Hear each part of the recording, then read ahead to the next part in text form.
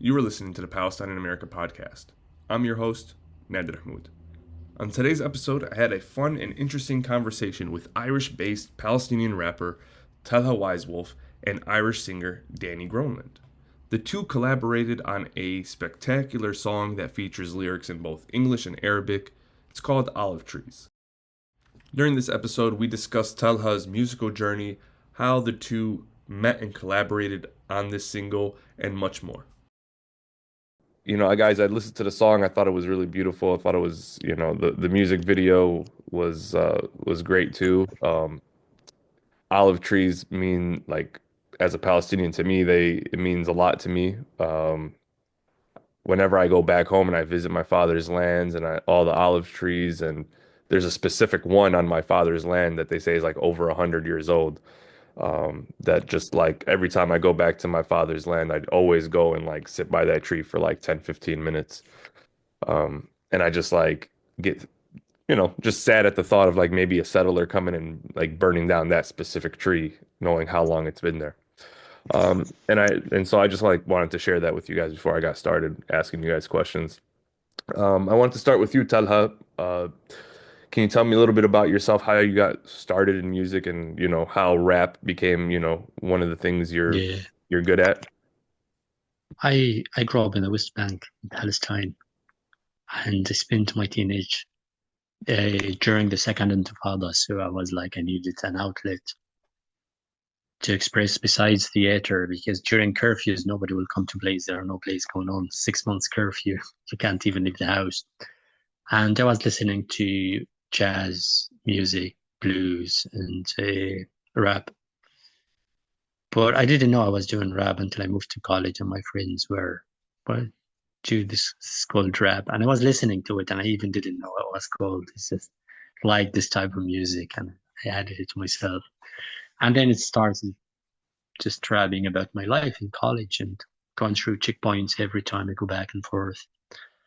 And my very first song that I've recorded about it was about boycotting Israeli products, not the occupied territories only, but all the whole historical Palestine, anything that's produced by the Zionists.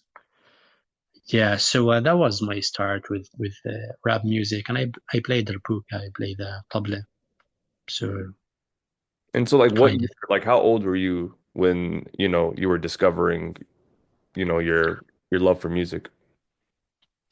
Well, I've always loved music since I was a child, and I've always been dancing, and I was a break like I used to do breakdance before rapping, and at some point in my life, I was even teaching breakdance.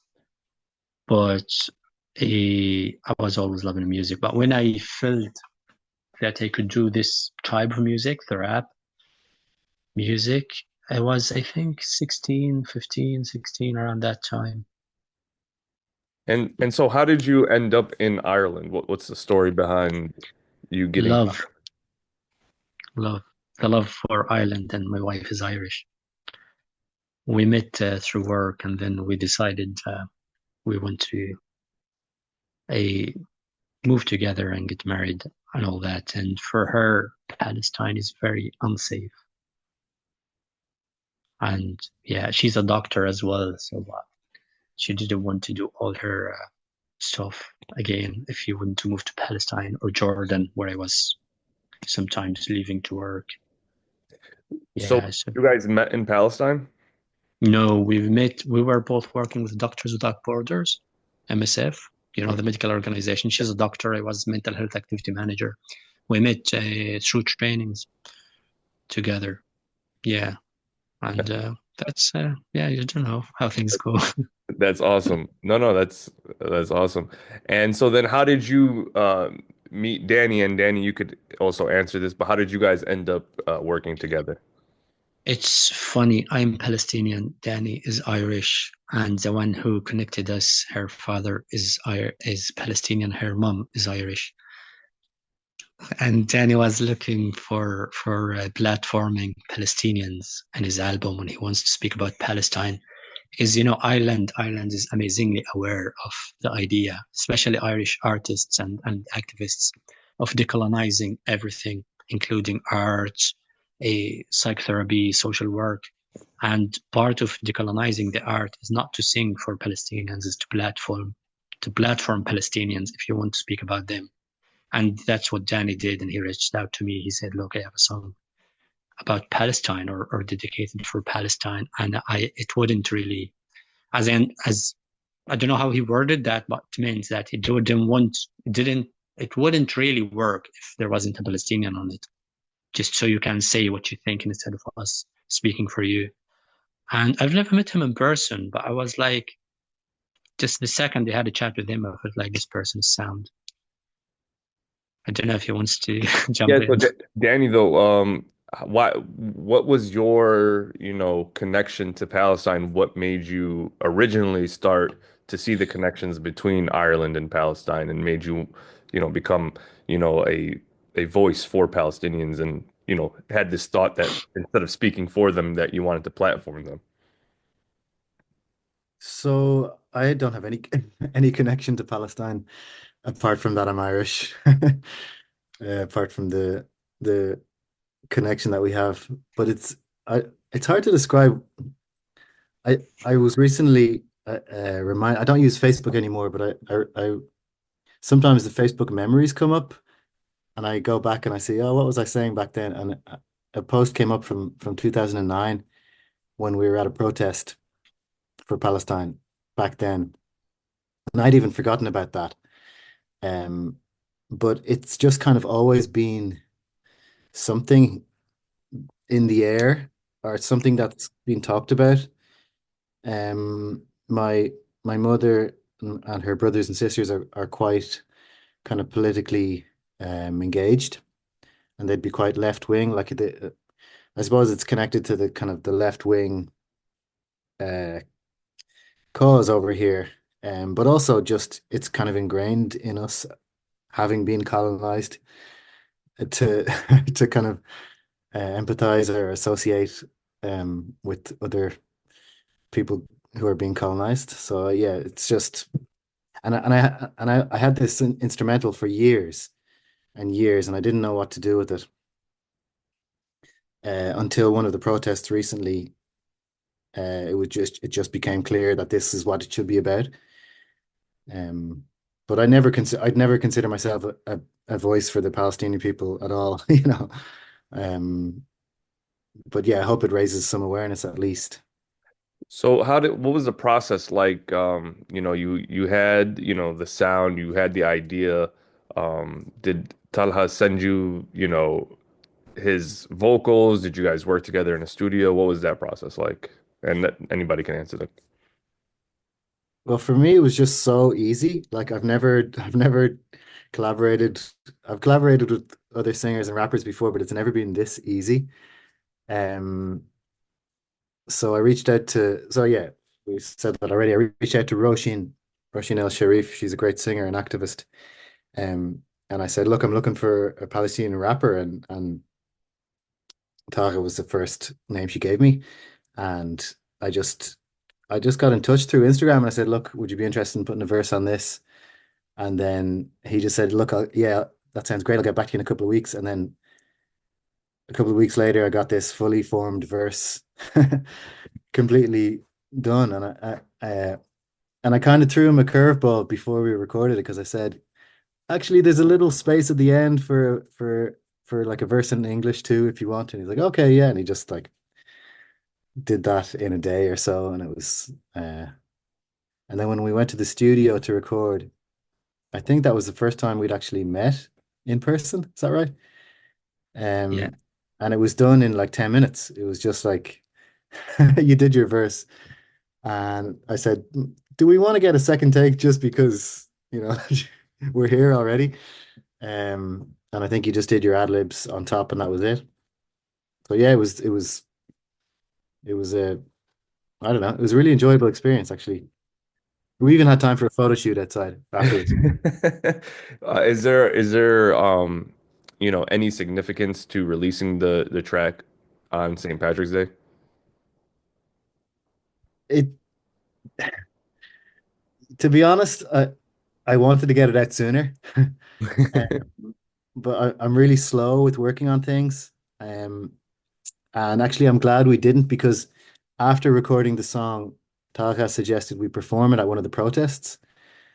And when we performed it, people took some footage and we used some of that footage of the chanting to put in the song.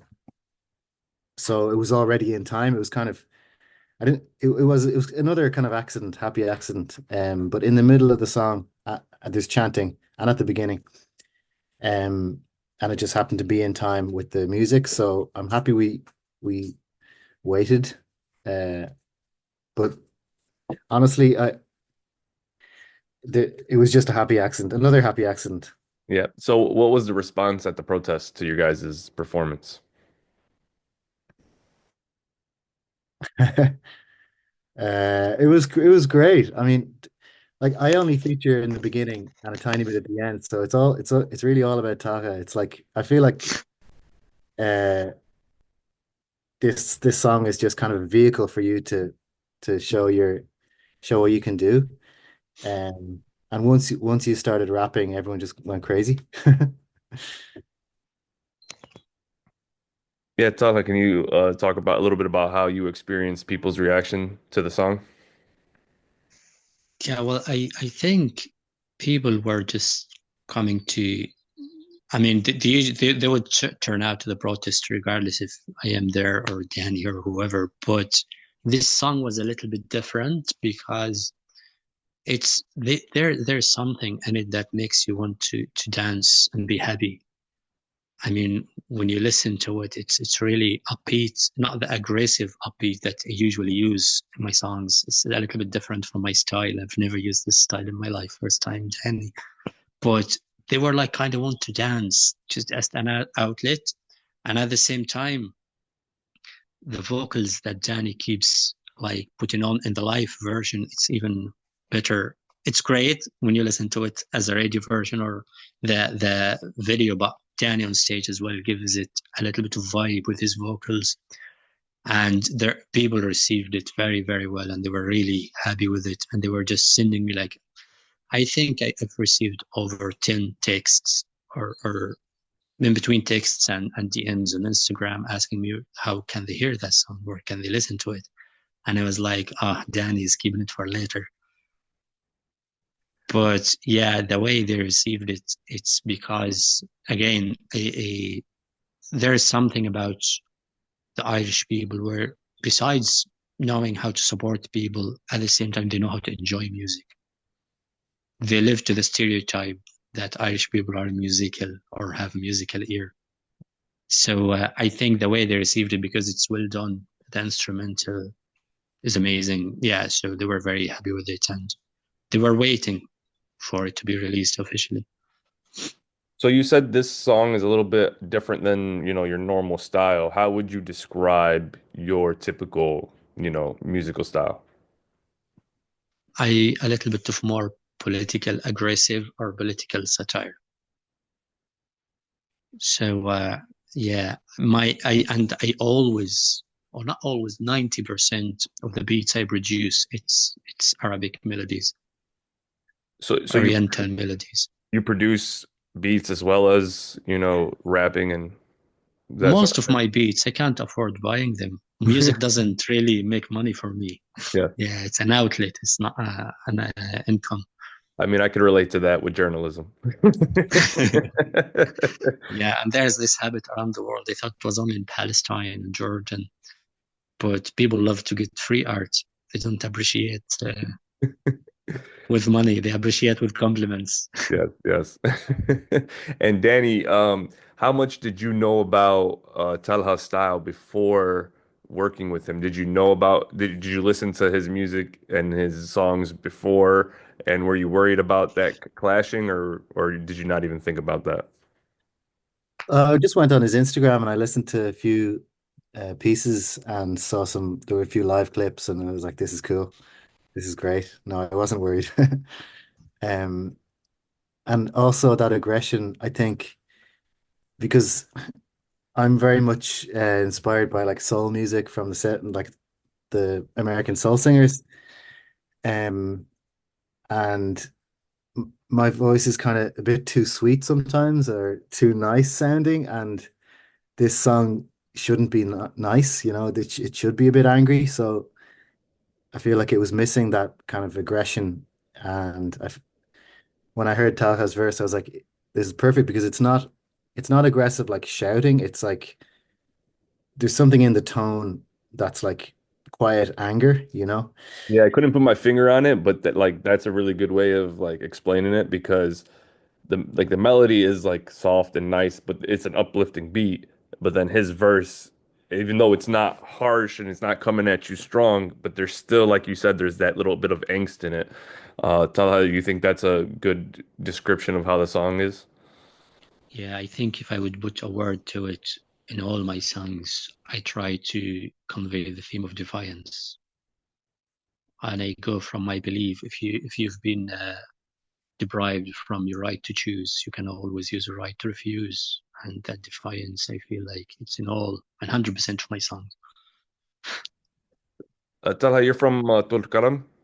Yes. What are you, I know that like lately Tulkarm has been affected by raids by the occupation and stuff. Do you still have family over there? Yeah, all my family are there, like my parents, my siblings, my nieces and nephews. And They're all there. how are they doing through all of this? It's hard to say, like my family is kind of a mile or 2 miles away from the the active destruction of houses, the airstrikes, and the tanks, or not tanks so far. It's still bulldozers and jeeps, but tanks are in Jenin. But they're kind of they're not under the fire right now. But Tulkarem itself have been under siege for over a month now, and shortage of food. You can't leave the city. You can't go more than I think 10 kilometers in Tulkarem, wherever direction, without meeting with a checkpoint. That's the farthest that you could get. Sometimes it's only 2, 3 kilometers and there's a checkpoint. Is there a sense of, even though this is a tough situation in Tulkarm, that they feel guilty about complaining about what's going on there because of what's actively happening in Gaza? My parents don't complain. No one of them is complaining now. To be Yeah. honest, no, I am the one who's complaining to not be there with them physically and go through the same fate, but I can't Yeah. take my wife and daughter and yeah, and I can't leave them as well. So it's just being in it. Like I grew up during the second Intifada, and we literally would have tanks beside our house, and our wall is full of a 250 millimeters bullets from Israeli shooting randomly, Israeli army. So we kind of went through this. So I know how it is. I know how it feels. Being together kind of unites you and gives you a sense of resilience. Do you think, being away from it and just, having that fear for your parents gives you a little bit more ammo for, your creativity? I think somehow it does. It comes in waves. And sometimes I feel like very angry to a level where I can't really think or be creative. However, it makes me speak freely about Palestine and what's going on in Ireland because the Constitution grants you the right to free speech without being worried that Israel might come and kidnap me at any point or come and end my life. So being in Ireland at least gives me this leverage of being in a safe place where I can speak about Palestine and raise awareness and maybe do mobilization for more activists to educate other people who are just standing by. Yeah, because I don't know how much you've been paying attention to what's been happening in the United States where I'm based. Um, No, no, yeah, but there's been a lot of we like to pride ourselves on free speech out here too, and there's been a lack of allowing of free speech for a lack yeah, of a better word out here. We've had Palestinian here on a green card arrested in Muhammad, yeah, New York, Mahmoud Khalil. yeah, Um, Mahmoud.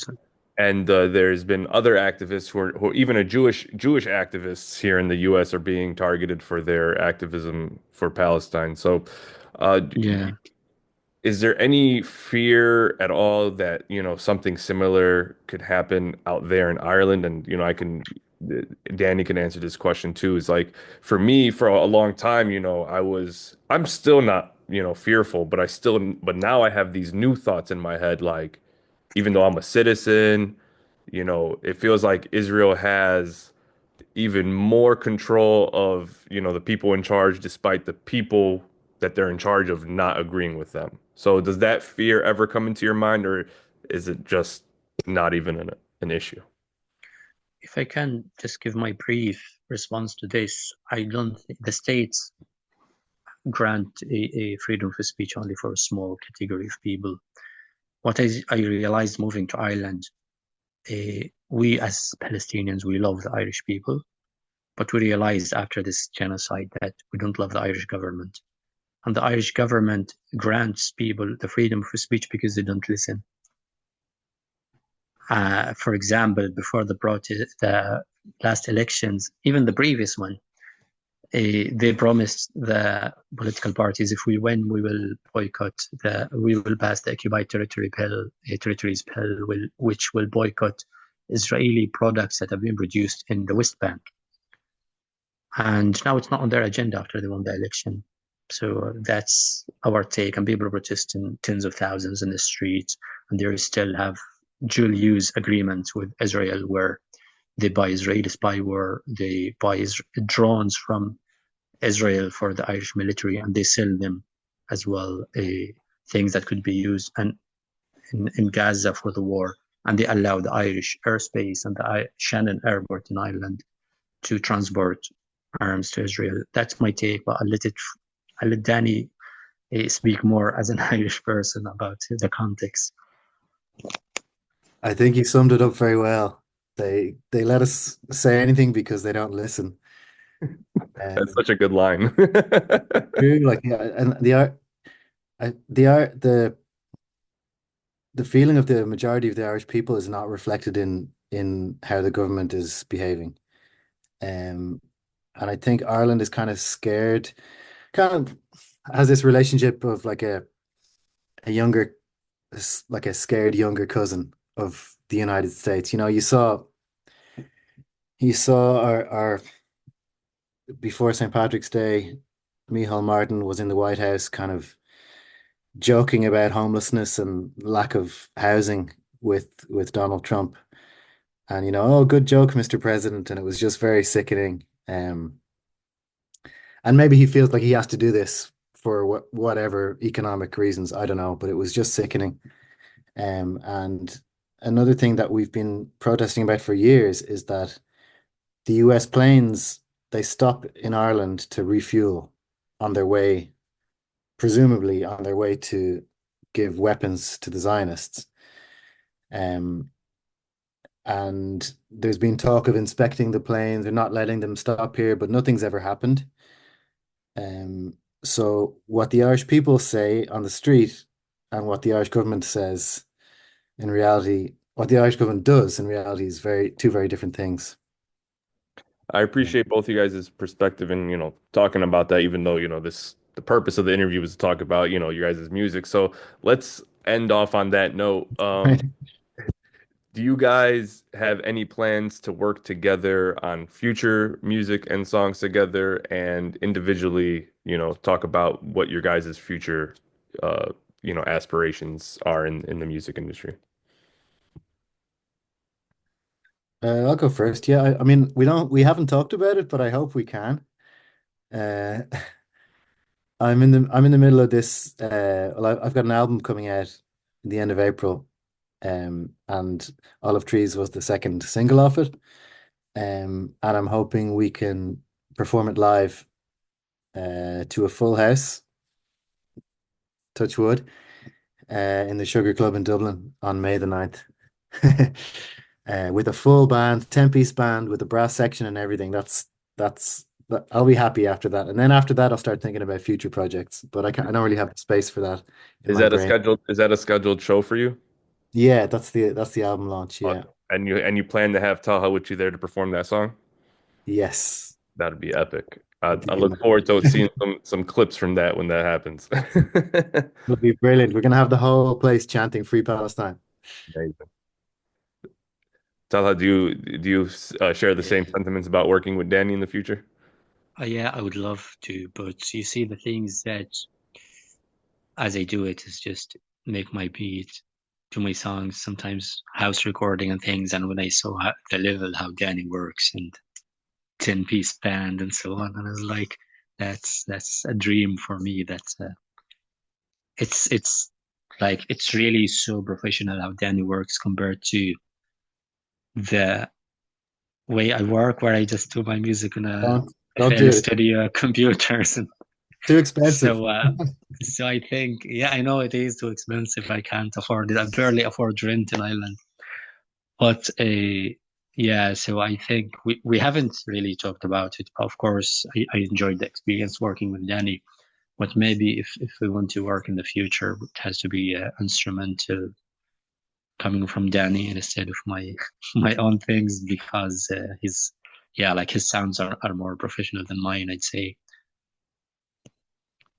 And but do you have any plans for any new music or Yeah, I currently, you see, I did my last gig in February, and I wanted to take a break because I'm a psychotherapist, and I started my new project. It's called Decolonized Minds. You can visit decolonizedminds.ie, and you will see how I work. Where I, besides doing psychotherapy, I do trainings sometimes and consultations with professionals who want to decolonize their practice in a way to understand the impact of colonization on the offspring of people who survived colonizations, either moved here to Europe or they work with them remotely, to understand how you what cultural humility is and how to implement that. So it's kind of taking too much from my time. But for Danny, I of course I can break the rule and get back into music to perform for his album launch and for any upcoming music. But for myself as well, I am kind of, this is something I didn't say publicly, but I'm working on producing a lo-fi album for the first time in my life. So it's kind of in the background, might take a year, might take, I don't know, as much as it will take. And besides my songs, I'm always writing whenever lyrics come to my mind. So I think I might continue, but I still into minds because my last two singles where one of them was all in English, Color Blind, and Genocide was in English and in Irish with Saif, who also sang in Irish in it. So I don't know if I will continue doing music in English or write my lyrics only in Arabic, as I was before. Too many decisions, but we'll keep going. awesome? Well, we'll make sure here at Palestine in America that we continue to keep track of both you guys' work. Talha, thank you so much for your time and for Okay. sharing your story. Danny, thank you as well for joining the podcast and talking about the amazing song again. Uh, if you guys make sure listen to The Olive Tree by Danny Groenland and Talha Alaili. Thank you guys so much again for joining the podcast. You're welcome. All Thanks right. for Thank having us. you. Thanks, guys. See you guys Thanks. later. Bye. Here. Bye bye. See you. Assalamu.